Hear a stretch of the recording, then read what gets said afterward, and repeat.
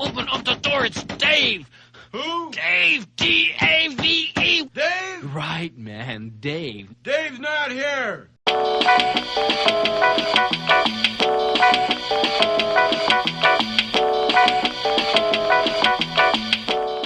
I've talked about the switch that the monorail uses in the past.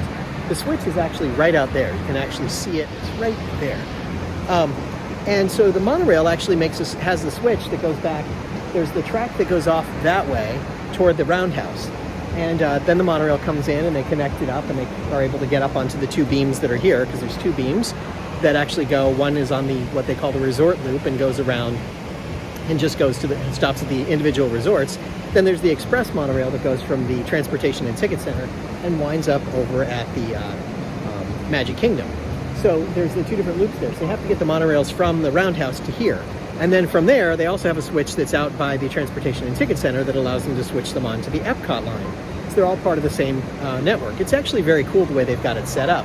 And I find the whole thing kind of fun and interesting. And I'd like to give you a little bit more about the switch and let you know how that works, because I think the switch is pretty cool the way it works, because it's concrete you're moving. And from an engineering standpoint, you're moving concrete to be able to switch a monorail onto a beam. There's something really, really neat about that. And there's a monorail going out just now, so can't miss that. Don't want to miss that opportunity to see a monorail going out.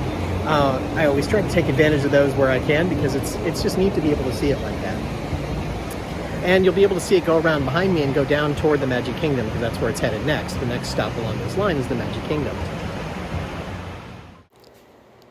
Disney puts out a pretty comprehensive view of what the monorail system looks like, and includes all the monorail colors in there, which is kind of neat. But the depth of the image is not that great, so it's kind of hard to enlarge and really see well. So instead, let's go look at Google Maps and see what that looks like.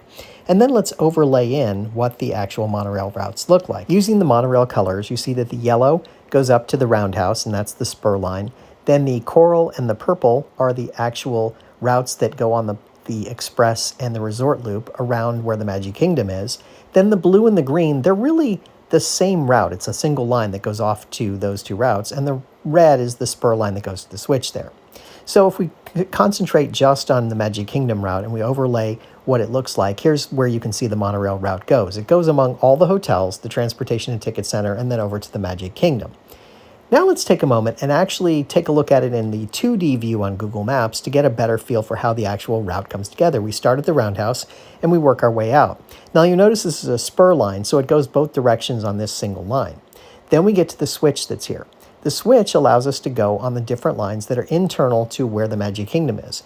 You have what's known as the Express Loop that takes you directly from the Transportation and Ticket Center to the Magic Kingdom. It doesn't make any other stops.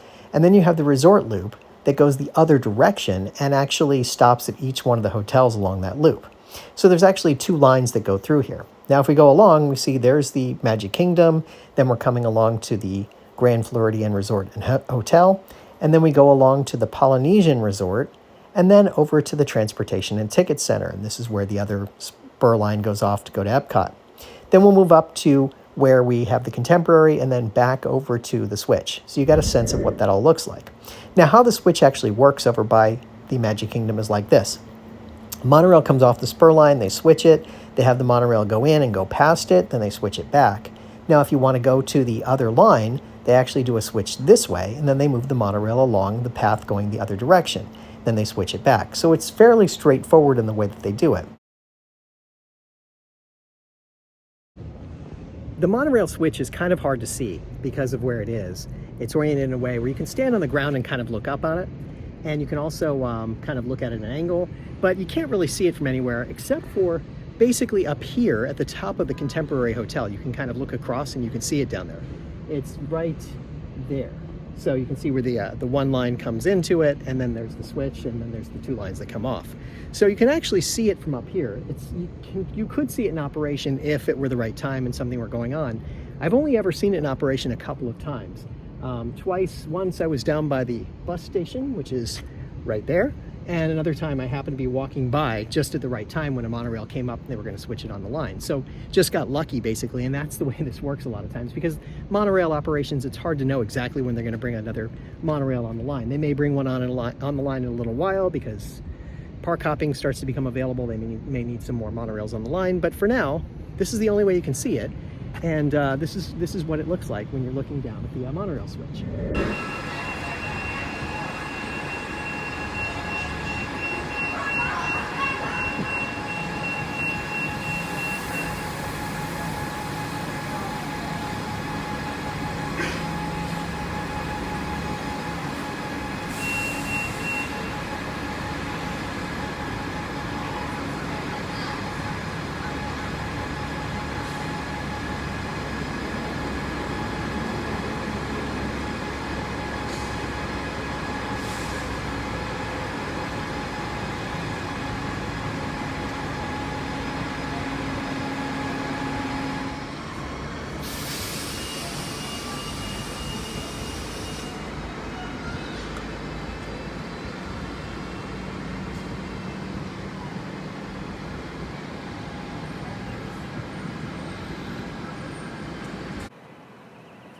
Okay, I'd never actually seen this happen before, but here's the monorail being switched onto the line from the spur line. So they switched the switch.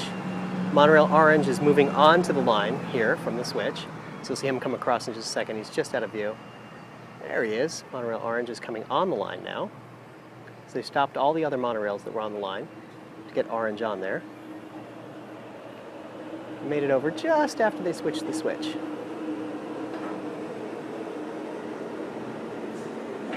He's going to come on carefully. All the other monorails on the line will be stopped at this point. So they're just waiting. He'll come on. He's halfway on. Then he'll move off the beams that are there, and they'll switch it back so they can continue normal operation. Okay, here comes the last car. Here comes the reverse cab. Coming on now.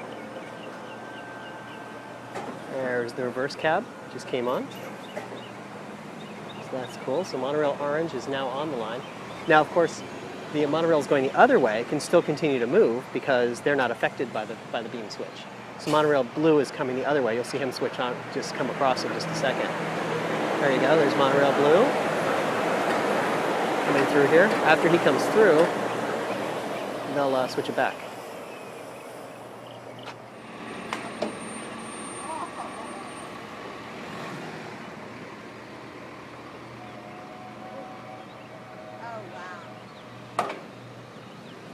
Now that was way cool. So this end is hinged, obviously, so they can make the switch. Monorail orange is just waiting there now that now it's been cleared. So it's amazing what they can do because it's a concrete beam. I mean, it's poured concrete, but they have the hinge at one end, and they have the little pulls at the other end that they can pull it across. Now that the shop operator has to check the panel, make sure everything's switched, has to get visual confirmation from at least one other person that it's been switched, then they can resume normal operation. But that's it. That's what there is to it. We're going to get to see monorail switching operations happening right here. So monorail silver is passing the switch right now, and monorail green, I guess that's lime actually, is going to enter the line. So they'll make the switch to bring it over.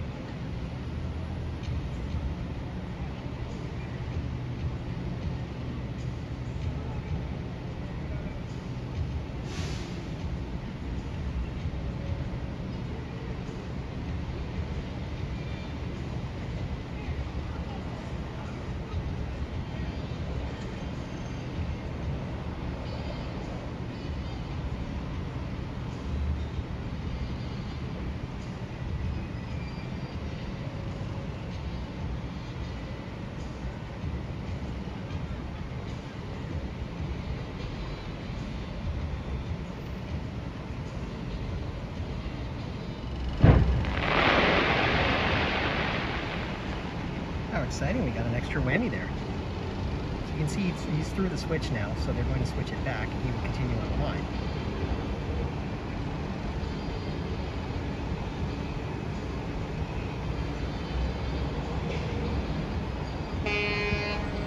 And now normal operations resume.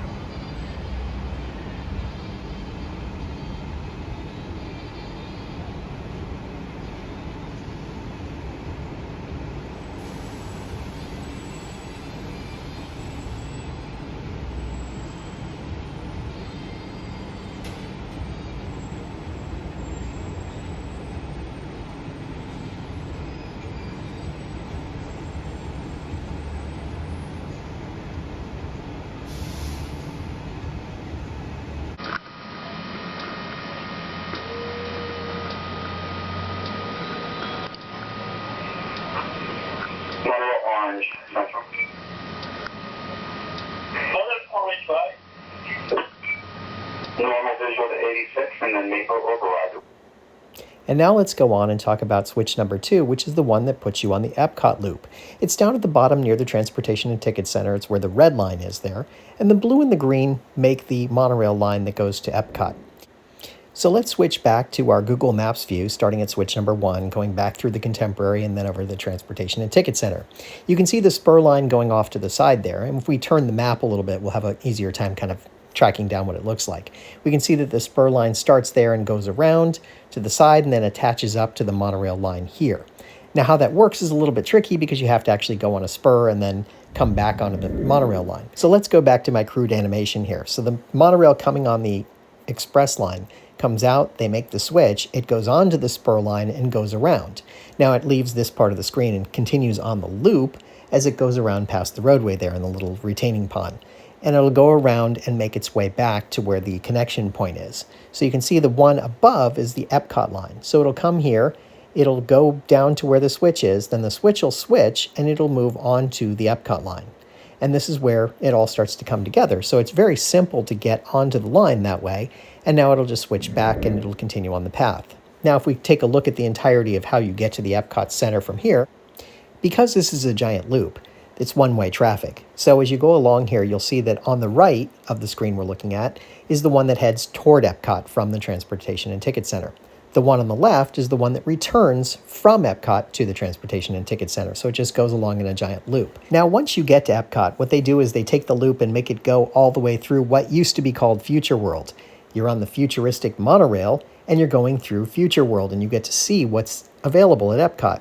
It's kind of a nice showpiece in that sense. Now we eventually get to the monorail station, that's right here, and that's where they load and unload passengers. Now we'll head back to the Transportation and Ticket Center on the left side as we're going along here to get back to the main station. Now, I believe it's 3 trains they can have on here at any given time. It's essentially 1 in each station and 1 on the track. So that's the way it works out. It's actually a kind of a cool thing, the way it loops out and goes back into the Transportation and Ticket Center. It's very efficient and gets a lot of people different places. So if we look at the view from the sky, we have 3 lines. The leftmost one is the resort loop, the middle one is the express loop, and the right one is the Epcot line. That's the way it works. So here's what it looks like from the ground when you're looking over at it. And of course, from the sky, here's what it looks like in its complete view. Now, they used to allow for people to ride in the cab of the monorail, and here's what it looks like from there.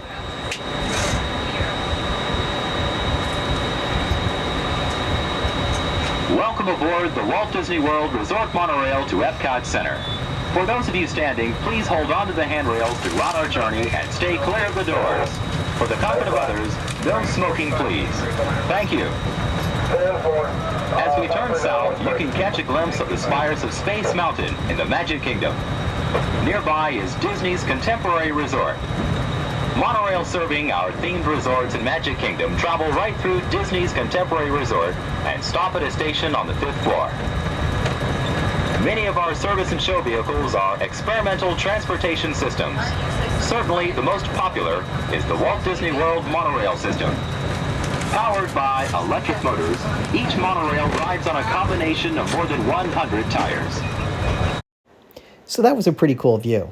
Now, there's another program out there, a piece of software that's called Trains, that allows you to build a monorail at Walt Disney World. So someone went through the exercise of creating the monorail in its entirety and putting in the switches and doing everything. So they actually produced a video that does all of that. And I wanted to share that with you. I think it was pretty cool that they did this. And they show the monorail Epcot line switching. Now, I never personally have been at the right place at the right time to be able to see the monorail switch work on the Epcot line, but I think this gives you a pretty good view of what it looks like. Now, in this case, what they're going to do is they're going to take the monorail off the line.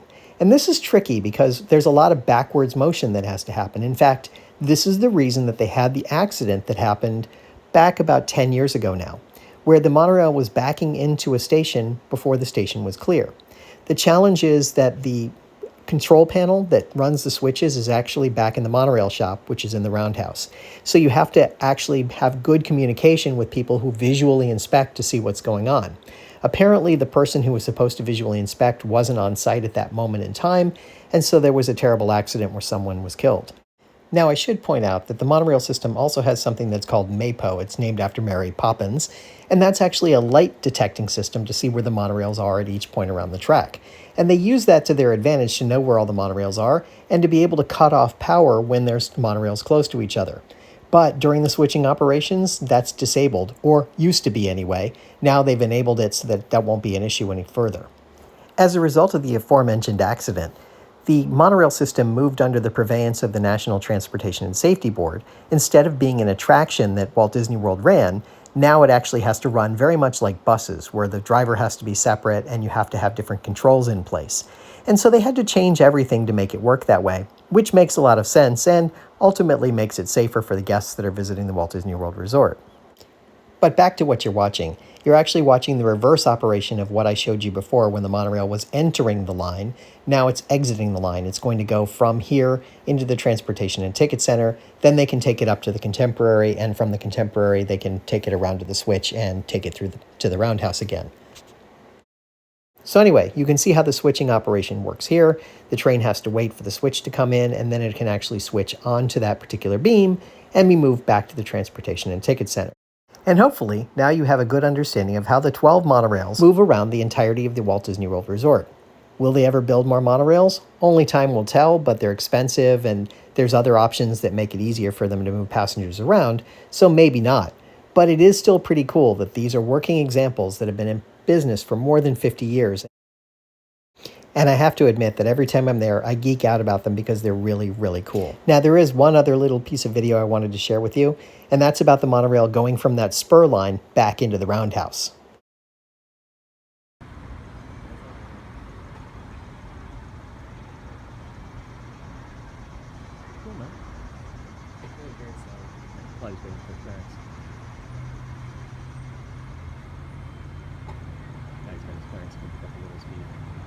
Have to make sure the track is secured in that spot.